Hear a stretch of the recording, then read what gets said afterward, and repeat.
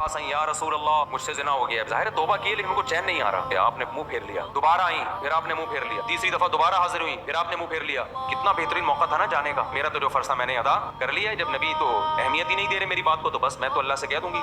دل میں غم کتنا ہے کہ بھائی ایک دفعہ سزا مل جائے تاکہ بالکل آخرت میں کیا ہو معاملہ نیٹ کلین. خوف ہے آخرت کا. پھر چوتھی دفعہ آئی ہیں تو نبی نے فرمایا کہ تمہارے پیٹ میں تو بچہ ہے، تمہیں اگر ہلاک کریں گے پتھروں سے ماریں گے تو بچہ بھی ضائع ہوگا. وہ صحابی آ گئی، بچہ پیدا ہو گیا تو بچہ لے کے آئی. یا رسول اللہ یہ دودھ پیتا بچہ پیدا ہو گیا، مجھے سزا دیں. نبی نے فرمایا اس بچے کو تمہاری ضرورت ہے، اس کو کون پالے گا. دوبارہ گئیں، بچہ جب 7 سال کا ہو گیا نا، پھر بچے کو لے کر آئیں. روٹی ہاتھ میں تھی اس کی کہ اب یہ روٹی خود کھا لیتا ہے. پھر نبی نے حکم دیا ان کو رجم کیا جائے، اور ان کو رجم کیا. نبی صلی اللہ علیہ وسلم نے نماز جنازہ پڑھانے لگے. حضرت عمر نے فرمایا یا رسول اللہ ایک عورت بدکار تھی اور آپ اس کا جنازہ پڑھا رہے ہیں. نبی صلی اللہ علیہ وسلم نے کیا فرمایا، اے عمر اس نے ایسی توبہ کی ہے، ایسی توبہ کہ مدینہ کے 70 گنہگاروں میں یہ توبہ ڈیوائیڈ کی جائے نا، سب کی مغفرت ہو جائے. اتنی بڑی توبہ کی ہے اس نے.